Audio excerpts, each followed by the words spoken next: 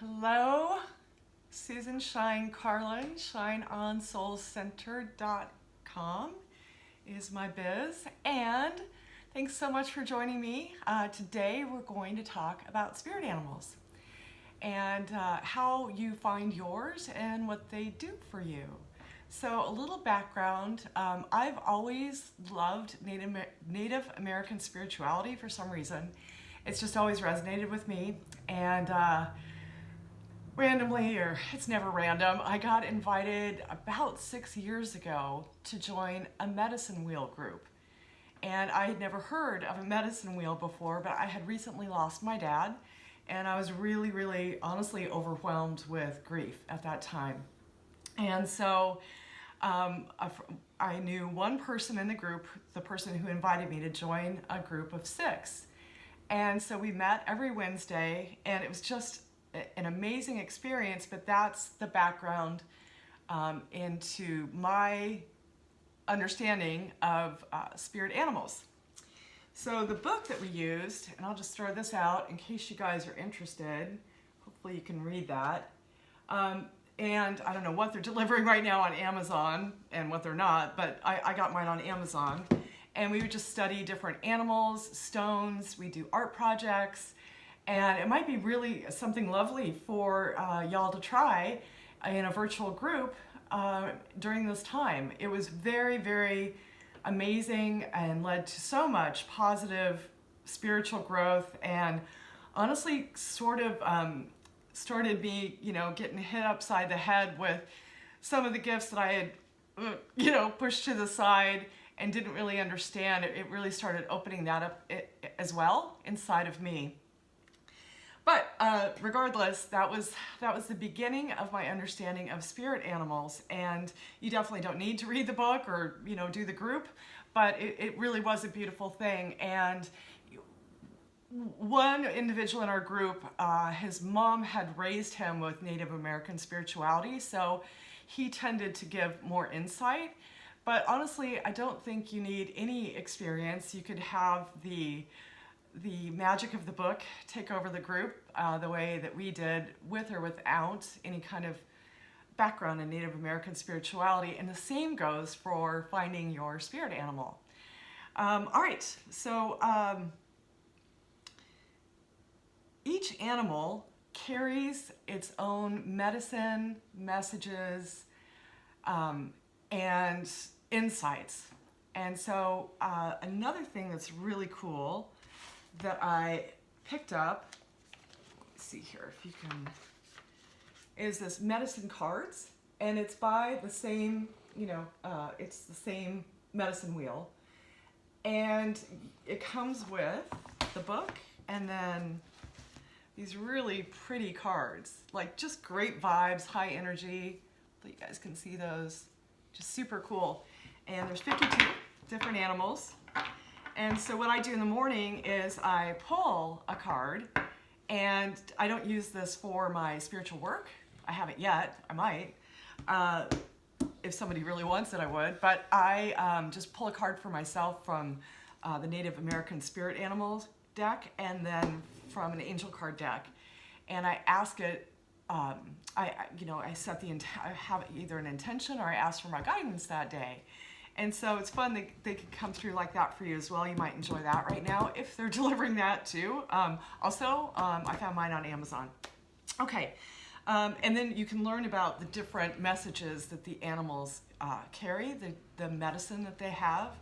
And it's funny because a lot of times, like maybe you're like, ooh, I had this dream about a snake, or I keep seeing snakes, and you're scared of snakes, and then you find out what the snake medicine is, and it's something completely different than you thought it was. And so it can be a lot of fun to learn. You can also Google Native American spirituality and then an animal, and you'll find lots of things that come back, and pick the thing that resonates with you to find out about your spirit animal too, once you identify it. Okay, I have 4 consistent animals. I'll share that. My main animal is a hawk, and my other 3 that show up on a consistent basis is a dragonfly, a butterfly, and a hummingbird. And so I think you'll find once you find your animals that you'll have kind of a posse of regulars, and that also they can be interchangeable. When I say interchangeable, depending on the medicine that you need or the lesson, I might have different animals appear to me in all kinds of different ways. I might see them, online, in magazine pictures.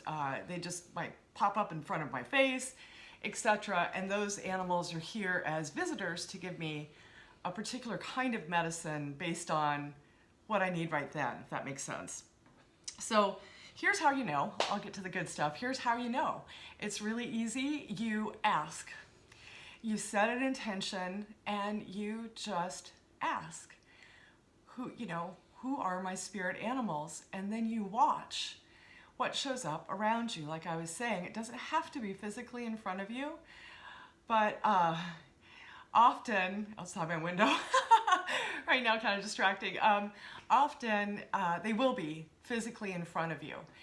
So start noticing if you see patterns, like if you see squirrel all the time, but like literally you're seeing pictures of squirrels, and squirrels, once you ask, they will appear and you'll see a consistent pattern. You'll see them emerge over and over and over again. And the other thing I learned is to pay attention. Once you identify your spirit animals, which you will know because there will be such a strong pattern once you ask, then start noticing what's on your mind when they show up, and making the bridge between what their medicine is to what you were thinking when you saw them. And there is a tremendous amount of lessons in healing in that exercise. So here's what they do for you. They are, wow, they just give so much. For me, they've given so much direction, guidance, healing, answers. I'll give you some examples. So, for example, I've been trying to stay really engaged online with different events, different spiritual events, like-minded people events, that type of thing, to keep my vibe high during this time. And it's been great because all of my invites or interests have been not at the same time until this evening. So I had 2 different invites. One was for Facebook live reading with some psychic mediums that sounded really interesting. And then the other was a spiritual panel talking about the alchemy of fear, which also sounded really interesting. And so I thought, okay, let me ask when I draw my card this morning. And this is what I love. So I drew the rabbit, okay? And hopefully you can see this. Here's what the rabbit's about. So you probably won't be able to read the text per se, but the theme is fear. It's like, okay, slam dunk, very cool, I appreciate that. So that's one example of how you can get answers to your questions even from your spirit animals. Now, a rabbit is not my normal spirit animal, but this is another example of how the medicine works, that different animals show up outside of your animal posse, if you will, as needed for the message or medicine that you need. So that's really cool. The other, I just totally lost my train of thought. Oh, another example is when I was debating on whether to move from Colorado to California. Was that right for me, for my family? Did that make sense? I took a road trip, a vibe ride, I called it, all by myself, and drove out here. And what was amazing was that the hawks, and I didn't even think about hawks in California as a thing. I don't know why, I just didn't associate hawks with California. And the hawks flew with me all the way I could be in the middle of Utah, and I had a sunroof in my car, and I would look up the sunroof and hello. And it was just like, so they can let you know if you're on the right track. And so they stayed with me the whole time I stayed in California, checking it out, for a week or so, and then they flew right back with me. Just amazing. And so I knew I was on the right path with that. And they also provide a lot of reminders. So hummingbirds have been all over me lately. because of my medicine wheel class, I have found that I usually get assigned a theme depending on the seasons, which makes sense for the medicine wheel. The animals, the stones, the seasons are all tied together. And so this meaning of the seasons is in keeping with the meaning of the animals, etc. But what I just totally lost my train of thought again. What is going on? I think it's Earth Day. Spirit has been so strong today. It's funny. I've had interruptions on things I've tried to watch online, and I don't usually lose my train of thought. I usually just do a one-take video, and I'm going to keep going with that. So the hawk flow, I gave you that example, and the rabbit example, but I think you're getting the picture. The other thing that they can do for you that's really, really phenomenal is I feel like they bring messages from your loved ones who've passed over back to you so that they remind you that they're here with you, and especially with the butterflies. And I'll tell you another me story. So I mentioned I had lost my dad, and all of a sudden, and I started the medicine wheel class, right? And all of a sudden I'm seeing butterflies, but a very specific butterfly, a yellow monarch butterfly. And they're not huge, they're just regular sized butterflies when I start the class. And I was the executor of the estate, and the estate was in Las Vegas. And so I had to go back and forth, you know, obviously between Colorado at the time and Las Vegas, or you know, there was times where I would just take kind of a time out and go to Arizona, but no matter where I was, the yellow butterflies were outside my hotel room. They were in the middle of parking lots. They were just everywhere. And I just knew intuitively, I felt like that was my dad around me. I felt his energy. I felt him as soon as I saw the yellow butterflies. And as time wore on, they got bigger and bigger and bigger. And it was just amazing. And it was almost like I felt like my dad was with me. He was helping me make some really major life decisions. And he was showing up, you know, with his energy in the delivery of the medicine with the medicine of the butterfly. And the butterfly is really cool because there's 4 stages, right? It starts as an egg, and then a larva, and then a caterpillar, and then it ends up being a beautiful butterfly. And these are the stages of positive growth that when you're birthing a new project or thinking about starting a new business or a major move, etc., when you're making a positive change, the butterflies show up for that too. But I do believe the loved ones send messages, and having had readings and also doing readings, mediumship readings for others, oftentimes there'll be, you know, different symbols that your loved ones will pass on to let you know, hey, I'm with you, I'm standing by your side, I've got your back, etc. And it could be really anything, but oftentimes it could, a butterfly comes up quite a bit, or a bird, or a hummingbird, an animal. So the animal medicine, I'm just so grateful for it. It's amazing. Oh, I was going to tell you when I lost my train of thought about the hummingbirds. They mean joy.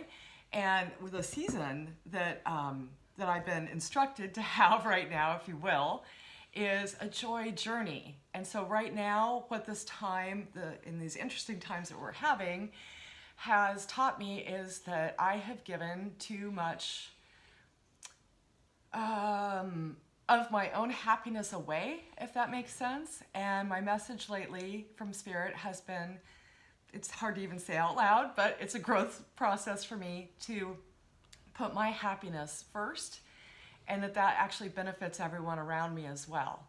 And so I didn't realize I've had a lifetime habit of putting other people's happiness before my own, which sounds kind of charming, but in reality it doesn't end up working out that great for everyone around you. And then I taught people not to prioritize my happiness, and then found that I would resent it when they didn't. What a trap, right? So anyway, the hummingbird has been, I mean, literally, like, even this morning, outside on my patio, I mean, outside my windows, and they seem to show up if I'm overthinking something during this time, if I'm, you know, just kind of going down a rabbit hole that isn't joyful in my mind because I'm sheltering in. And they'll just pop through like, hey, what are you doing? Where's your joy journey? You're on a joy journey. This time is for me to find out what blows my hair back in happiness. Where is my joy?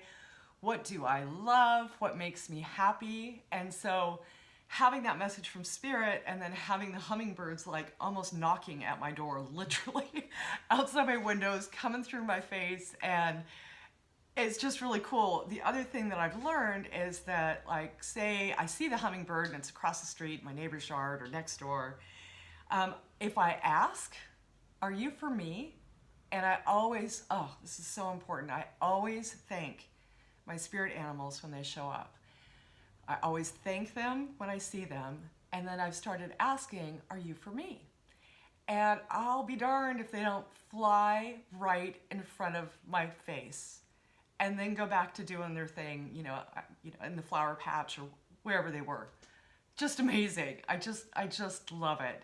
So I have so much respect. And one other last thing I'll say about the spirit animals, especially regarding spirituality, you know, different from like our spirit guides, they show up in physical form. And I find that really reassuring, especially right now for folks. And, you know, a lot of us are sheltered in. A lot of us are staring out our windows, maybe a little more than we ever have, or we're out walking in our neighborhoods. We have some time, some downtime to pay attention, to start identifying those spirit animals, but just a lovely reminder that they're physically in front of us, sharing the messages, giving us the guidance. You know, it's just really, really lovely reassurance in the spiritual realm as well, to have them here in physical form. So I hope you've enjoyed this. Sorry it's a little scrambled. It's just what's going on today, but I wanted to get back with you guys. Thank you so much for watching. Keep watching. Hit the subscribe button, please. Give me a thumbs up if you liked it, and come back and tell me, please. I'd love to know who you found out your spirit animals are. And also let me know if you have any requests for the next time I do a vid. Hope you're all staying safe, sending lots of love, and take good care. Mwah.